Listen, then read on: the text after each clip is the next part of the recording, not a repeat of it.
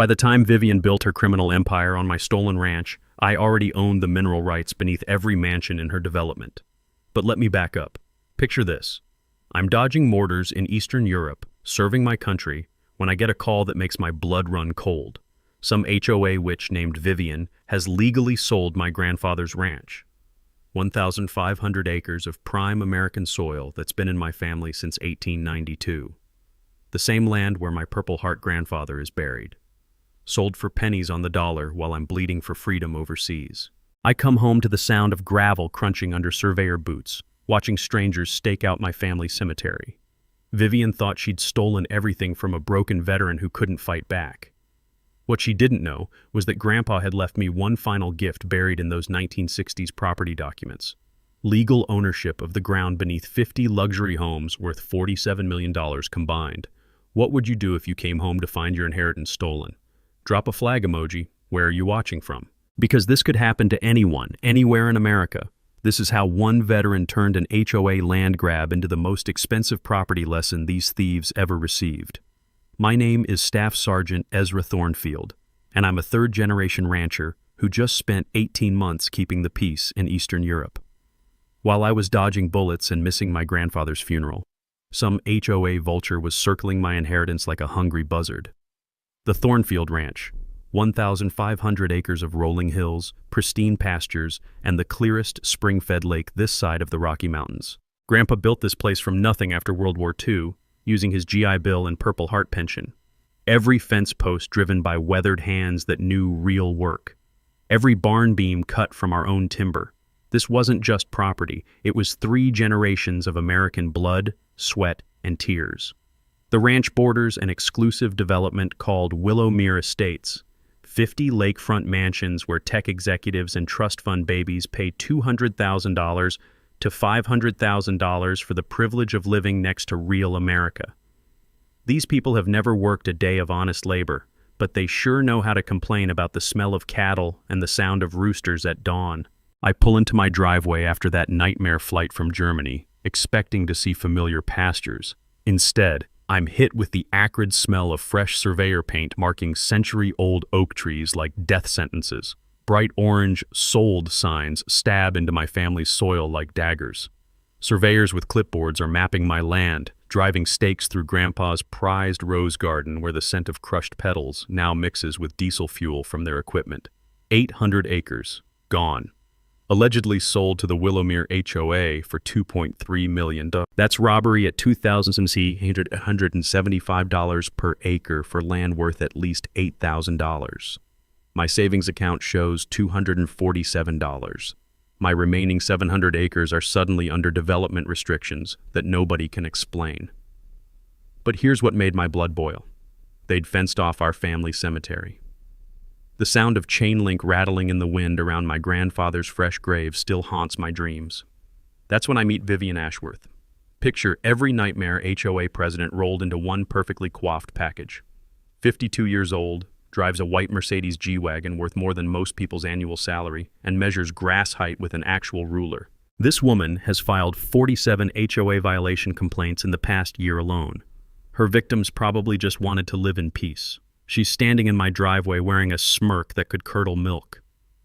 Military housing allowance doesn't cover property taxes, does it, soldier boy? She says, not bothering with introductions. She shoves forged documents at me, papers claiming tax delinquency that my bank records prove never existed. Your grandfather should have planned better, she continues, adjusting designer sunglasses that cost more than my monthly combat pay. This is what happens when military families think they're above civic responsibility. I'm standing there in my uniform, fresh off 18 months defending her freedom, and this parasite lectures me about patriotism. The irony burns like tear gas. Leave our property immediately or I'll have you arrested for trespassing, she threatens, speed dialing what I assume is her personal sheriff. Here's my nightmare.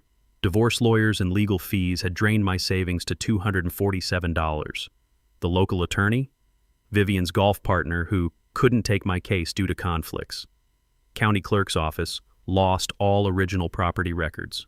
My bank claimed no record of automatic tax payments I'd religiously set up.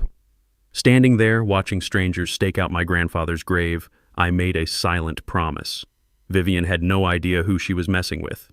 But something about Grandpa's knowing smile in his old photos suggested he'd left me more than just land. Military training teaches patience, strategy, and finding enemy weak points. She was about to learn why you never mess with a combat veteran's family legacy. Vivian wasn't content with just stealing my land.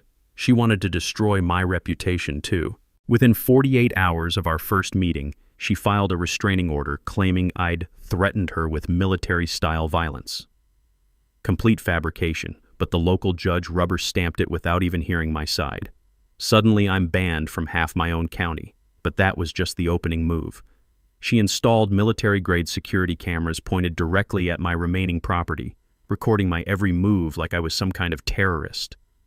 Then came the neighborhood app posts about aggressive veteran behavior and concerning PTSD episodes.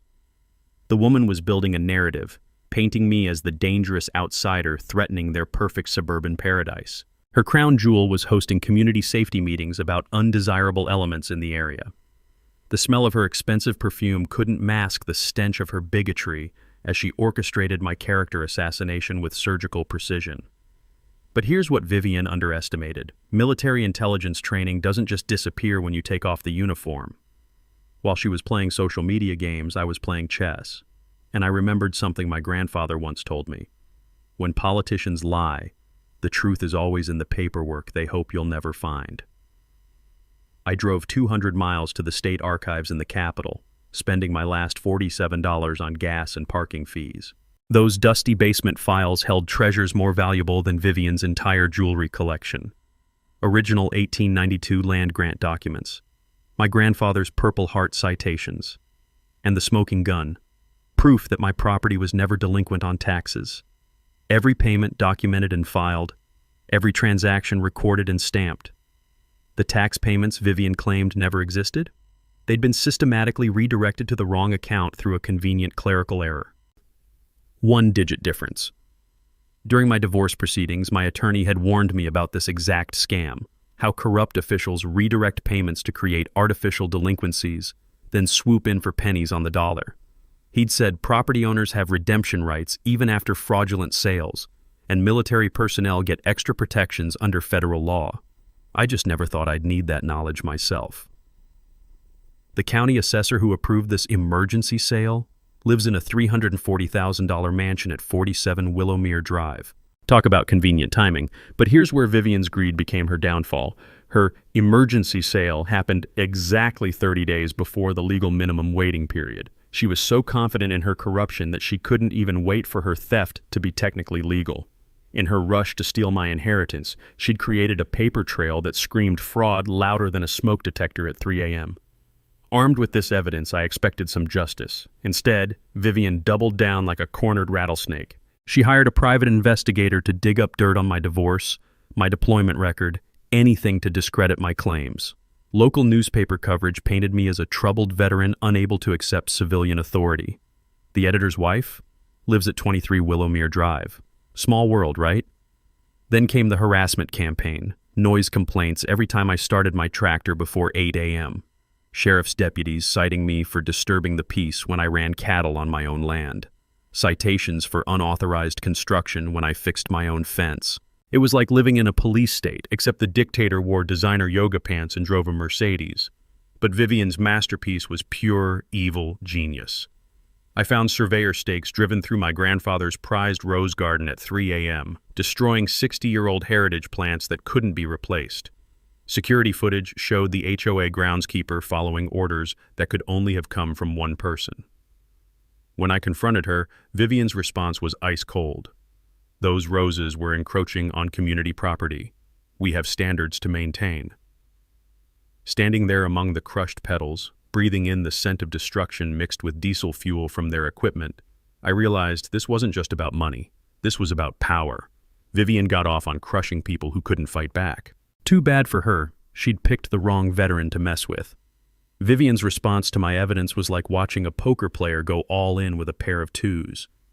She hired the most expensive law firm in the state capital, the kind of place where hourly rates start at $800 and the marble lobby makes you feel poor just walking through it. Within a week, I was served with a lawsuit claiming aggressive trespassing and property damage, seeking $500,000 in damages plus legal fees. Her masterstroke, claiming I'd driven my cattle across HOA property, which was actually my own stolen land. The legal papers described my grandfather's prize Angus bulls as dangerous livestock deliberately weaponized against innocent homeowners. I had to read that line 3 times before I stopped laughing.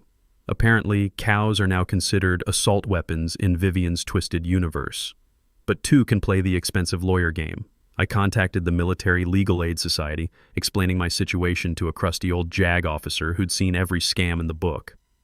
"Son," he said, his voice crackling through the phone like autumn leaves, "this smells fishier than a week-old salmon. Let me make some calls." Those calls connected me with Sarah Chen, a property rights attorney from the neighboring state who specialized in HOA abuse cases. She worked pro bono for veterans, having lost her own father's farm to similar corruption. During our first meeting, she pulled out a thick file folder and said something that made my day. "Most HOAs operate illegally due to paperwork lapses, and yours might be no exception." That's when we started digging into Willowmere's corporate structure. What we found was beautiful. The HOA had never properly incorporated with the state. They'd been operating as an illegal quasi-governmental entity for 3 years, collecting fees without legal authority, making rules they had no power to enforce. It was like discovering the neighborhood bully was actually a 90-pound weakling wearing a fake muscle suit.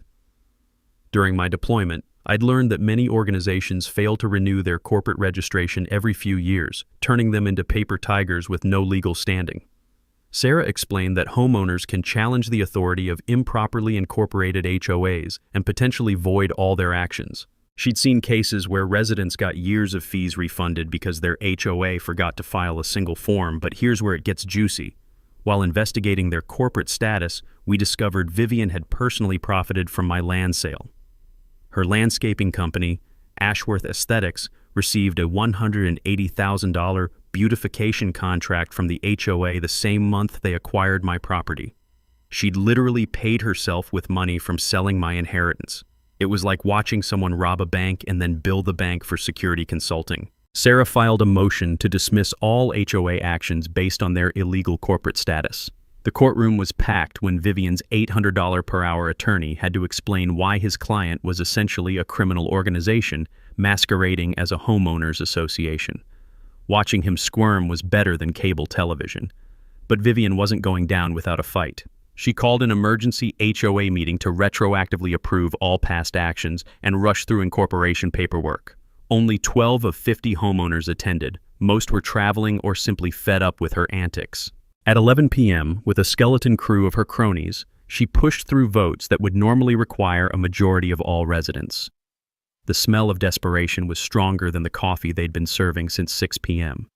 Vivian's voice had that shrill quality of someone who knows their world is crumbling, but refuses to admit defeat.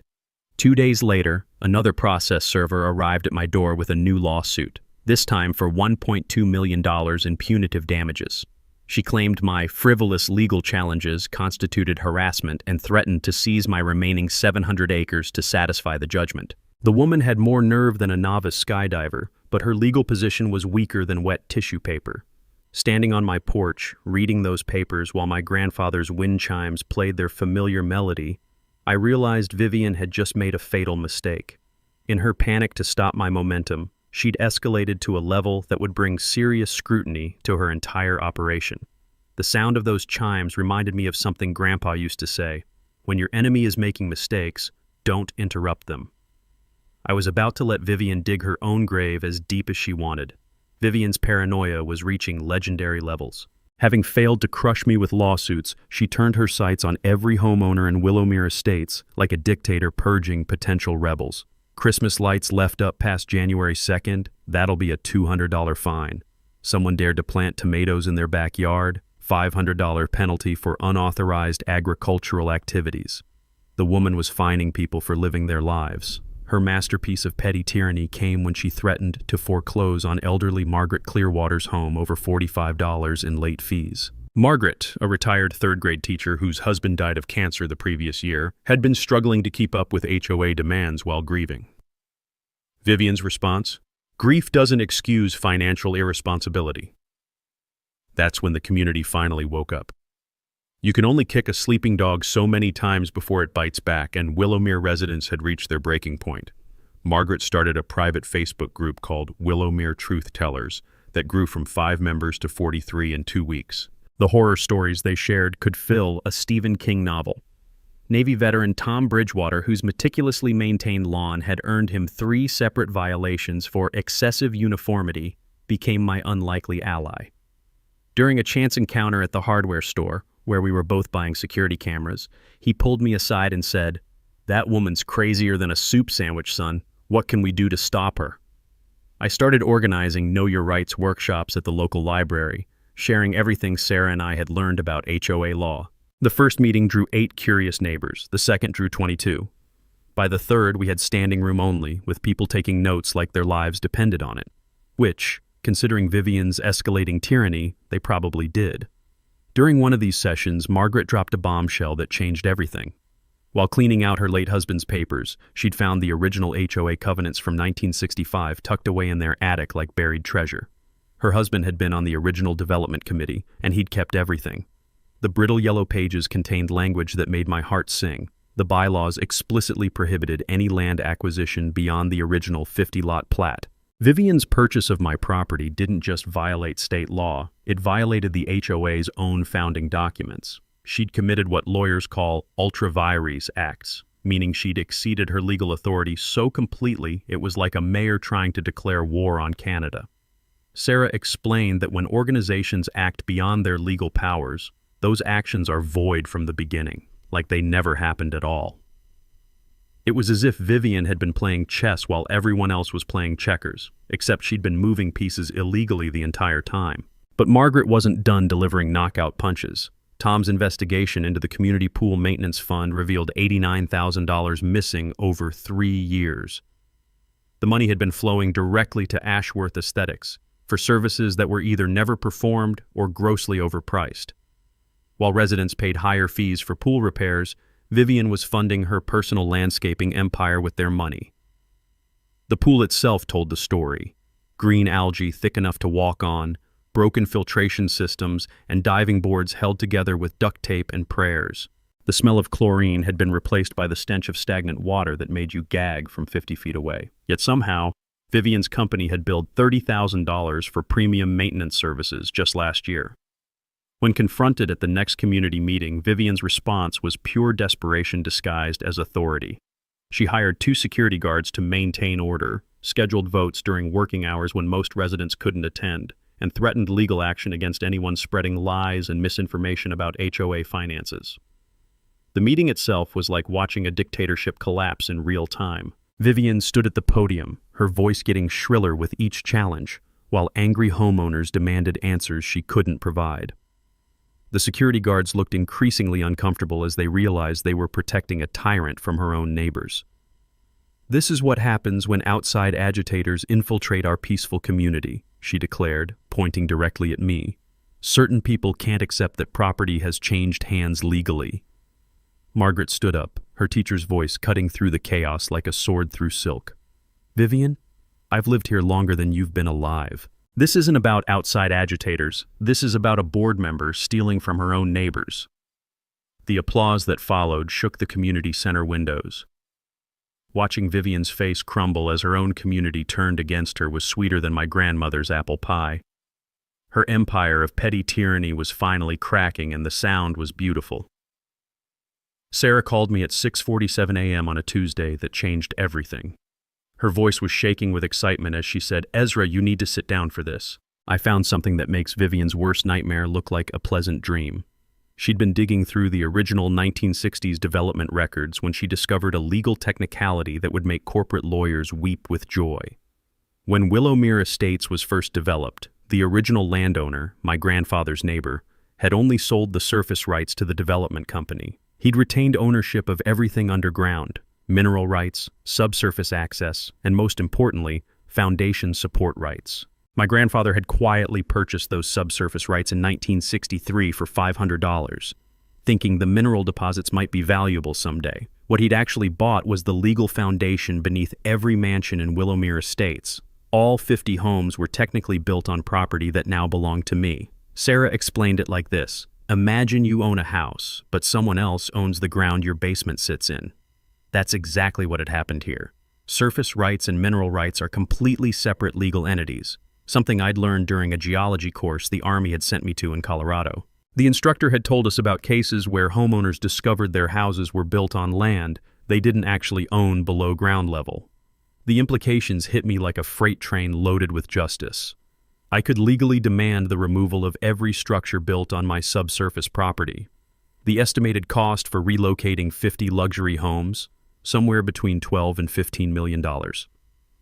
Alternatively, the homeowners could purchase the subsurface rights from me at fair market value, which our appraiser estimated at $45 million for the entire development.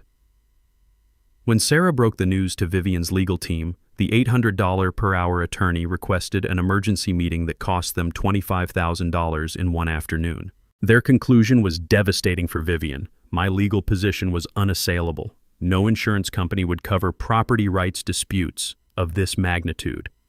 The foundation of their entire community, literally and figuratively, belonged to the veteran they'd tried to destroy. I watched Vivian's world crumble through my binoculars as moving trucks appeared in driveways throughout Willowmere. Real estate agents swarmed the development like vultures at a roadkill buffet. Home values crashed overnight as word spread through the mortgage industry that title insurance might not cover these properties.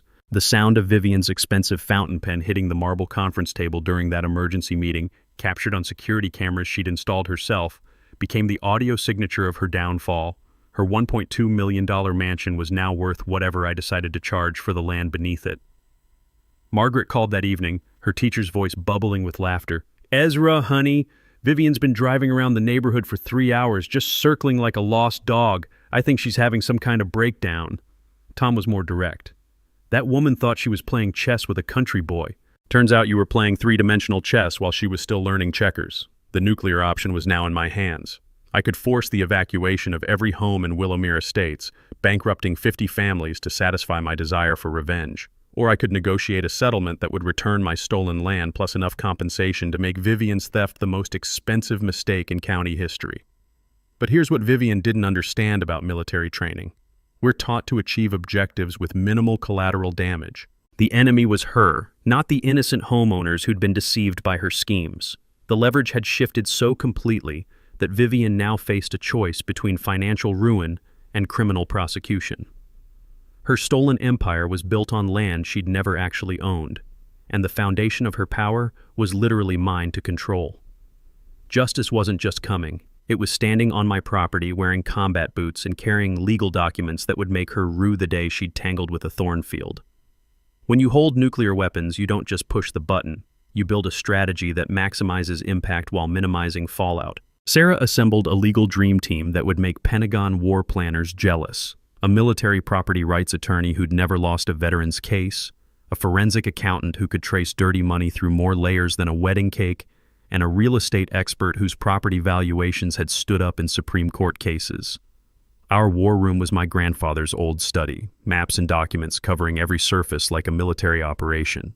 The smell of old leather and coffee mixed with the excitement of impending victory as we planned our three-phase campaign: exposure, negotiation, and if necessary, total enforcement. Dr. Jennifer Walsh, our forensic accountant, had traced every stolen dollar with surgical precision. "Vivian's embezzled $340,000 over 4 years, she announced, spreading financial charts across the oak table. Pool maintenance, landscaping contracts, security services that were never provided. She's been running a one-woman crime syndicate disguised as community management." The evidence arsenal was devastating. Original mineral rights documents from 1963, forensic analysis of the forged tax papers showing different ink types and printing dates, HOA financial records revealing a systematic pattern of self-dealing that would make mob accountants blush, video evidence of illegal property modifications, all time-stamped and authenticated. But our secret weapon was Margaret, who'd become an inadvertent master spy. Her Wednesday bridge club included Vivian's closest allies, and elderly ladies apparently share more secrets than CIA operatives after 3 glasses of wine. Through Margaret's intelligence network, we learned about Vivian's Swiss bank account containing exactly $2.3 million, the amount she'd paid for my stolen property. Tom had organized something beautiful, a veterans support convoy from 4 counties, all coming to witness justice being served. These weren't weekend warriors, these were combat veterans, Purple Heart recipients, men and women who'd bled for the Constitution that Vivian had trampled. The sound of their motorcycles and pickup trucks would announce that America still protects those who've protected her. Our media strategy was surgical. I'd learned psychological warfare in the Army, and public opinion battles follow the same principles as combat operations. We prepared press packets highlighting the contrast between my grandfather's Bronze Star service and Vivian's theft of veteran property. Social media campaigns featuring the family cemetery behind enemy lines. Anonymous tips to investigative journalists about corruption in local government. Sarah had prepared multiple settlement scenarios, from total victory to reasonable compromise. "We'll offer them 3 options," she explained, her voice carrying the confidence of someone holding royal flush. "Return all stolen property plus damages, purchase subsurface rights at fair market value, or face complete evacuation and criminal prosecution." The insurance revelation was our psychological warfare masterpiece.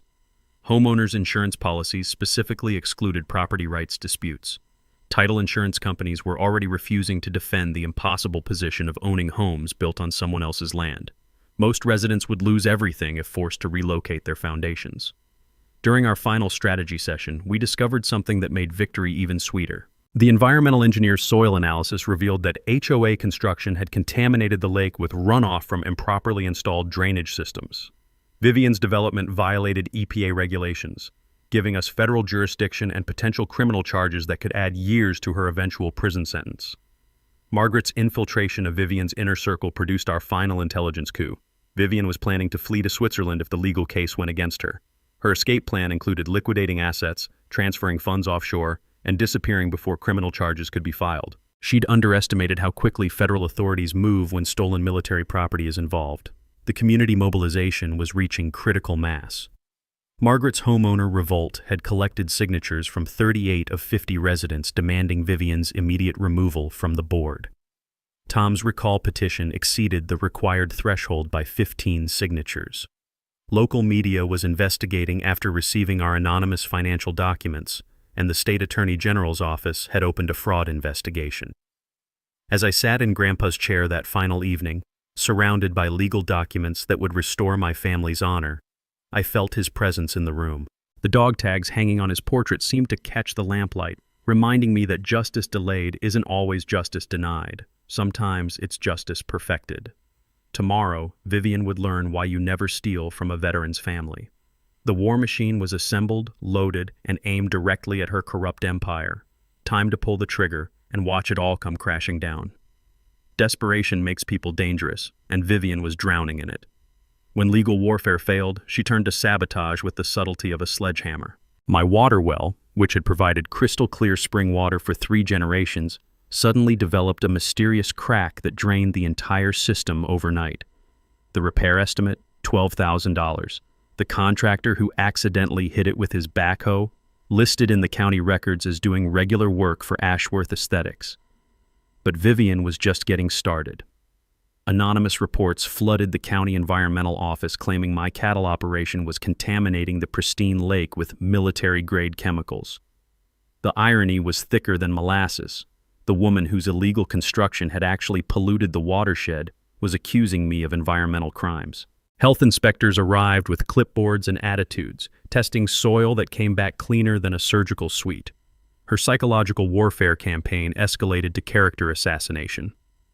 Rumors spread through town like wildfire about my dangerous PTSD episodes and violent outbursts against innocent neighbors. The local diner owner, whose mortgage happened to be held by Vivian's bank, suddenly refused to serve me. The hardware store clerk gave me suspicious looks like I might explode at any moment. It was like living in the small town where everyone believed you were a ticking time bomb. Then came the bribery attempt that proved Vivian had completely lost her mind. She cornered me in the courthouse parking lot, her Mercedes idling like a getaway car, and offered me $500,000 cash to relocate somewhere more suitable for a veteran with your challenges. The way she said it made my skin crawl, like I was damaged goods that needed to be warehoused away from decent society. "Think about it, soldier," she said, her voice dripping with fake concern. "Veterans with trauma need quiet environments. Suburban life might be too stimulating for someone like you. She actually suggested I'd be happier in some isolated cabin where my episodes wouldn't frighten normal people. What she didn't know was that I'd been recording every interaction since our first meeting. Her bribery attempt, complete with veiled threats about making my life very difficult, was captured in high-definition audio that would make prosecutors weep with joy. But Vivian saved her masterpiece for last. Professional vandals, and I mean professionals, not teenagers with spray paint, systematically destroyed my perimeter fence on a Tuesday night when I was at the VA hospital for a routine appointment. They cut the wire with a surgical precision, creating gaps wide enough for my cattle to escape onto the busy county highway. At 3:47 a.m., I got the call every rancher dreads. One of my grandfather's prized Angus cows had been struck by a semi-truck, dying instantly on Route 42. The financial loss was devastating, but the emotional impact was worse. That cow had been descended from the original herd Grandpa built after the war. Vivian's response was as swift as it was sickening. She called the sheriff's department before the cow's body was even cold, claiming I was operating a dangerous livestock facility that threatens community safety. Local news crews arrived like buzzards, filming my dead cow while she gave interviews about reckless veterans who endanger innocent families. The headline in the morning paper made my blood boil. Troubled veterans' negligence causes highway accident. The article painted me as an unstable ex-soldier whose poor fence maintenance had nearly killed a truck driver. No mention of the professional sabotage. No investigation into who might have cut those wires. Just another story about a broken veteran who couldn't handle civilian responsibility. Meanwhile, Margaret's Bridge Club intelligence revealed Vivian's nuclear option. She was filing for emergency bankruptcy to protect her personal assets while transferring her mansion to a shell corporation in the Cayman Islands. The woman who'd spent 4 years stealing from her neighbors was now claiming financial hardship due to my frivolous lawsuits. The smell of hydraulic fluid from my sabotaged farm equipment mixed with the stench of Vivian's desperation as she played her final cards. Security cameras captured masked figures damaging machinery, cutting brake lines on my tractor, and even poisoning my grandfather's memorial oak tree with industrial herbicide. But every act of sabotage only strengthened our case. Sarah was documenting everything, building a criminal conspiracy case that would send Vivian to federal prison for years. The FBI Financial Crimes Unit had already frozen her Swiss accounts based on evidence we'd provided. Standing beside my grandfather's poisoned oak tree, watching its century-old leaves turn brown and curl, I realized Vivian had made a fatal mistake. She'd escalated from property theft to attempted murder. Those cut brake lines could have killed me. Her desperation had transformed her from a white-collar criminal into someone who belonged in maximum security. The sound of breaking glass echoed through the night as another accident damaged my security lights. But this time, I was ready. Justice was coming, and it wore combat boots. Vivian's desperation reached psychotic levels when she realized bankruptcy wouldn't save her.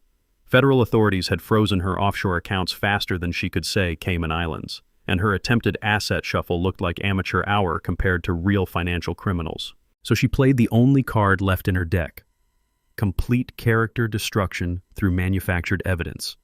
The setup was diabolical in its simplicity. She hired a professional actor, a guy who looked enough like me to fool security cameras, to cause a disturbance at Murphy's Tavern on a busy Friday night. This fake Ezra started fights, threatened patrons, and screamed about killing HOA board members before stumbling out into the parking lot. Within hours, edited security footage was all over social media showing a dangerous veteran making terroristic threats. But her masterpiece of frame-up artistry came when she planted evidence in my truck during a routine traffic stop. The sheriff's deputy, whose daughter coincidentally attended private school on an anonymous scholarship from Ashworth Aesthetics, discovered an open bottle of bourbon under my passenger seat during a random vehicle inspection. Suddenly I'm facing DUI charges despite being stone-cold sober and having witnesses who could verify my location all day. The restraining order she filed next was a work of fiction that would make Stephen King jealous. According to Vivian's sworn testimony, I had threatened her with military-style violence and demonstrated advanced tactical knowledge that poses an imminent threat to community safety. She claimed I'd described in detail how a combat veteran could neutralize multiple targets before law enforcement could respond. Complete fabrication, but it worked. The judge expanded the restraining order to cover the entire Willowmere development, effectively banning me from half my own county. I couldn't even drive past the community entrance without risking arrest. That's when our counterintelligence operation revealed Vivian's ultimate escape plan. Margaret's bridge club had outdone the CIA. Apparently, wine and gossip create the perfect environment for extracting classified information from loose-lipped conspirators. Vivian was planning to dissolve the HOA completely, liquidate all remaining assets, and disappear to Switzerland before criminal charges could be filed. Her timeline was aggressive. Transfer the remaining community funds to her personal accounts, claim the HOA voted to disband due to ongoing legal harassment, and board a one-way flight to Zurich within 72 hours. She'd already purchased the ticket using a credit card linked to the Community Pool Maintenance Fund. But while Vivian was planning her great escape, we were setting the perfect trap. Sarah had coordinated with federal prosecutors to time everything perfectly. The FBI financial crimes investigation would culminate in arrest warrants issued exactly 1 hour before Vivian's planned departure. Her Swiss bank accounts were already frozen, her assets under federal seizure orders, and her passport flagged for international monitoring. The media strategy was reaching crescendo. Our anonymous tips had sparked a full investigative series in the state newspaper about HOA corruption and veteran property theft. The contrast was perfect. War heroes' family cemetery desecrated by corrupt suburban dictator. Public opinion had shifted so completely that Vivian couldn't show her face in town without getting hostile stares. Tom's veteran convoy had grown beyond our wildest expectations. Word had spread through military networks across 4 states about a sister-in-arms whose family legacy was under attack. Combat veterans, Purple Heart recipients, Gold Star families, they were coming to stand witness as justice was finally served. The sound of their motorcycles would announce that America still protects those who've sacrificed for her. The community rebellion reached critical mass when Vivian made her final desperate play.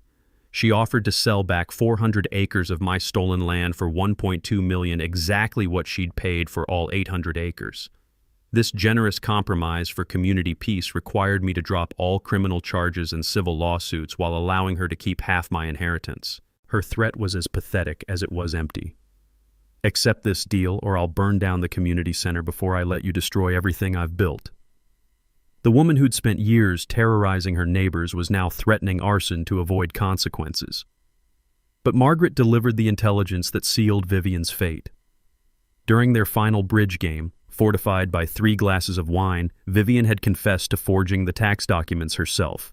She'd bragged about how easy it was to fool stupid government clerks and create fake delinquencies. Margaret had recorded the entire confession on her smartphone, capturing every incriminating detail in crystal-clear audio. The trap was set for tomorrow's community meeting. Vivian thought she was negotiating from strength, planning to present her final ultimatum before disappearing forever. She had no idea that FBI agents were already in position, that her escape routes were monitored, and that her own confession was about to be played before 200 witnesses. The sound of car doors slamming echoed through the night as the veteran convoy began arriving early, setting up a perimeter around the community center like we were securing a forward operating base. Tomorrow, Vivian would learn that when you steal from a veteran's family, justice doesn't just knock, it kicks down the door. The community center parking lot looked like a military operation at 6 p.m. sharp. 30 motorcycles and pickup trucks formed a precise perimeter, their American flag decals catching the evening light like battle standards. Combat veterans in leather jackets stood at attention, creating an honor guard that would make Arlington National Cemetery proud. These weren't weekend warriors. These were men and women who'd bled for the Constitution that Vivian had trampled. Inside, the tension was thick enough to cut with a bayonet. 200 residents packed every seat, with local media crews positioning cameras like they were covering a presidential debate. County Sheriff Mitchell positioned his deputies at every exit, officially for crowd control, but really to prevent a certain someone from making an unscheduled departure. Vivian arrived fashionably late in her white Mercedes, flanked by her $800 per hour attorney, whose briefcase probably cost more than most people's monthly salary. She strutted through the crowd like a queen addressing peasants, her designer suit and perfect makeup a stark contrast to the working-class folks she'd been terrorizing for years. "Ladies and gentlemen," she began, her voice carrying that practiced politician's cadence that sounds sincere but feels like fingernails on a chalkboard. "I've called this meeting to resolve an unfortunate misunderstanding with our neighbor, Mr. Thornfield. Despite his military service, which we all respect, certain legal complexities require adult supervision. The condescension was so thick you could taste it. Here was a woman who'd stolen from her own neighbors, embezzled community funds, and committed federal crimes, lecturing a combat veteran about adult supervision. "I'm prepared to offer a generous settlement," she continued, pulling out a prepared statement. "Mr. Thornfield can repurchase 400 acres of the disputed property for $1.2 million, a significant discount that reflects our community's appreciation for veterans. In exchange, all legal proceedings will cease, and we can move forward in harmony."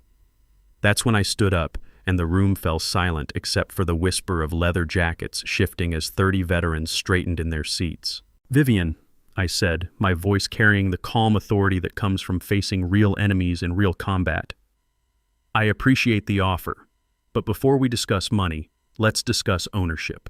I nodded to Sarah, who activated the projector with theatrical precision. The original 1963 mineral rights documents filled the screen in glorious high definition, complete with my grandfather's signature and the county clerk's official seal. "These documents prove that I own the subsurface rights beneath every mansion in Willowmere Estates," I announced. "That means every foundation, every basement, every septic system sits on property that legally belongs to me." The gasps from the crowd sounded like air being sucked from the room. Real estate agent Patricia Wells, whose own house sat on my property, whispered, "Oh my God," loud enough for the back row to hear. "The current market value for purchasing these subsurface rights is $47 million, I continued, watching Vivian's face drain of color faster than her bank account. "Alternatively, all 50 homes can be relocated at an estimated cost of $15 million. Vivian's attorney was frantically packing his briefcase, probably calculating how quickly he could distance himself from this legal disaster. The sound of expensive Italian leather snapping shut echoed through the stunned silence, but I wasn't finished. "Since we're discussing property ownership, let's also discuss theft." Margaret stood up like a courtroom witness, her smartphone gleaming in her trembling hand. "I have a recording of Vivian confessing to forging tax documents and stealing veteran property. Would you like to hear it?" The audio was crystal clear, Vivian's wine-loosened voice bragging about how easy it was to fool stupid government clerks and create fake tax delinquencies. Every word was a nail in her legal coffin. That's when FBI agent Rodriguez stepped forward, his federal badge catching the fluorescent lights. "Vivian Ashworth, you're under arrest for wire fraud, conspiracy, embezzlement, and violations of the Service Members Civil Relief Act." The community center erupted like a stadium after a winning touchdown. Cameras flashed as Vivian's perfect composure finally cracked. She screamed about communist conspiracies and ungrateful neighbors while Agent Rodriguez read her rights with professional calm. "This is persecution," she shrieked, struggling against the handcuffs. "I built this community. I protected property values. These people should be thanking me." Sheriff Mitchell stepped forward with his own warrant. "Ma'am, you're also under arrest for conspiracy, money laundering, and about 15 other charges we'll discuss downtown." The sound of handcuffs clicking shut was sweeter than church bells on Sunday morning. As they led Vivian away in shackles, her designer heels echoing on the linoleum floor, the veteran stood at attention in silent salute. Not for her, but for justice finally served. Tom called out from the back of the room, "That's how we handle enemies of America, folks." The standing ovation lasted 3 full minutes. Outside, the veteran convoy's motorcycle engines roared to life, their victory lap echoing through Willowmere like freedom's own thunder. Justice moved swift and merciless. Vivian drew 5 years in federal prison plus $2.1 million in restitution, every stolen penny accounted for and returned with interest. The county assessor who'd helped orchestrate the fraud lost his pension, served 2 years, and was permanently disbarred from public service. Watching these parasites face real consequences felt better than Christmas morning after a year-long deployment. Within 6 months, my family's 1,500 acres were fully restored to legal ownership. The new HOA board, led by Margaret as president and Tom as treasurer, operated with radical transparency that would make government agencies jealous. Monthly financial reports, open book policies, and a constitutional amendment requiring unanimous board approval for any expenditure over $500. No more dictators, no more secret deals, just neighbors helping neighbors live in peace. The surface rights negotiation became a model for fair dealing.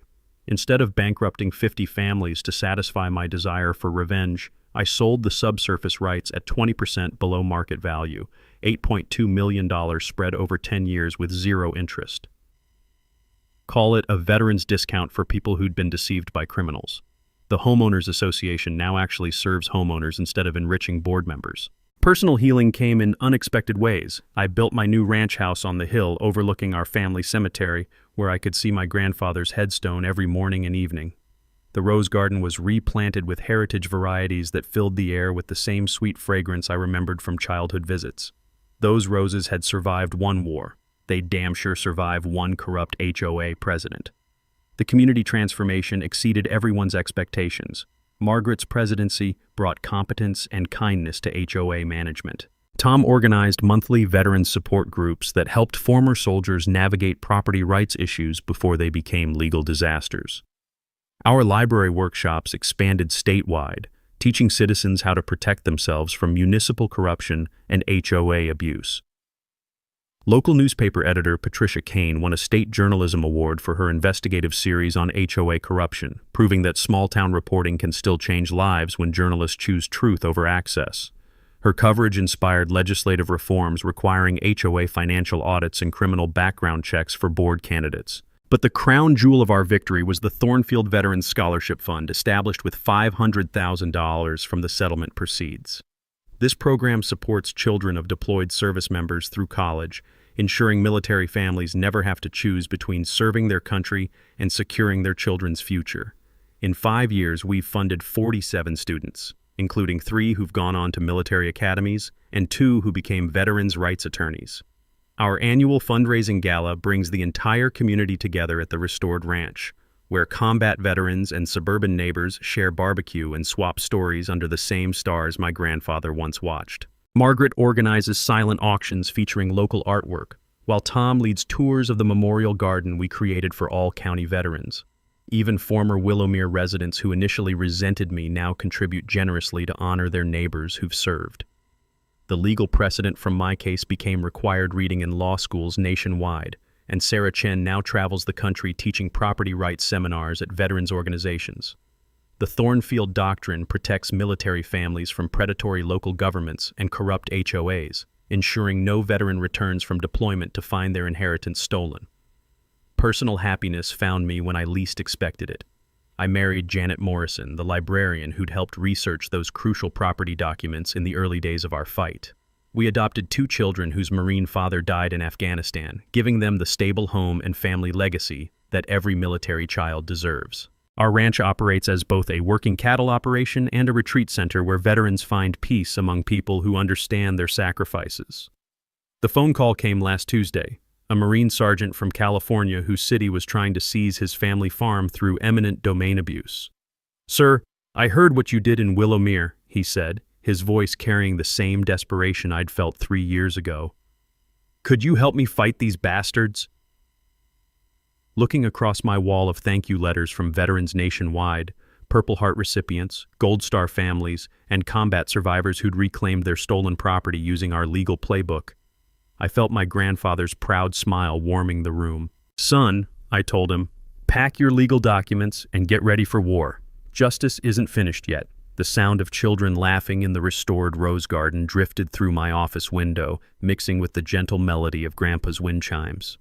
Some battles end with surrender. Others end with victory so complete that the enemy's defeat becomes everyone else's liberation. This is what happens when David doesn't just beat Goliath, he teaches every other David how to use a slingshot. Drop a comment about your worst HOA nightmare. Let's expose these petty tyrants together. Hit that subscribe button if you want more stories of underdogs who fought back and won. Thank you for tuning in to HOA Stories, where neighbors stand up against HOA Karens and karma comes a-knocking. If you like this story, hit that like button, share your thoughts below, and subscribe for more HOA tales and real-life neighborhood drama each week.